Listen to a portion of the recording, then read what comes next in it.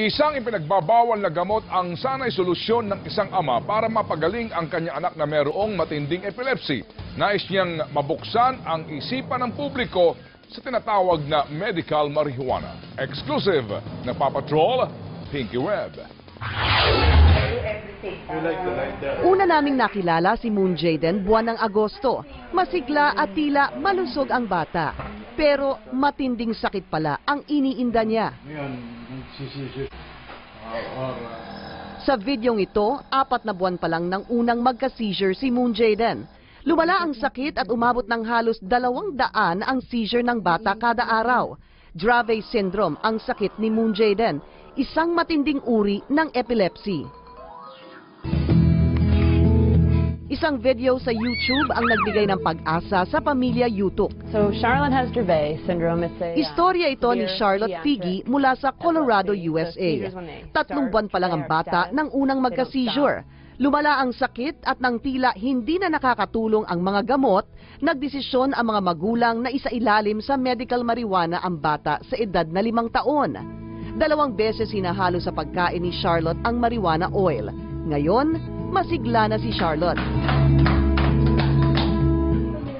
Handa na sana si Tatay June na isailalim sa medical marijuana ang anak. Pero huli na ang lahat.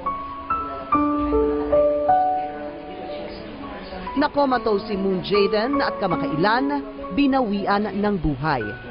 Ang nagagawa ko lang ngayon is umiyak. Titignan ko yung pictures ng anak ko, then iiyak na naman ako. Parang hindi ko matanggap na hindi na namin siya kasama. I'm sorry. Kasi na-late nga akong malaman yung about the marijuana that could cure her. I might not be the best father that any daughter could ask. But God knows, I tried my best. Sa ilalim ng Dangerous Drugs Act of 2002, isa ang cannabis o marijuana na nasa kategorya ng prohibited drugs. Ayon naman kay Senador Grace Poe, bukas siyang pag-aralan kung maaari bang gamitin ang marijuana para sa medicinal purposes. Pag merong naghain ng bill, na amyendahan yan at payagan ng medicinal marijuana, didinigin natin. Ako mismo, interesado akong malaman kung paano ito makakatulong. Kahit si Philippine Medical Association President Leo Olarte, sang-ayon dito. Ang aking personal opinion, the government can allow the use of medicinal marijuana.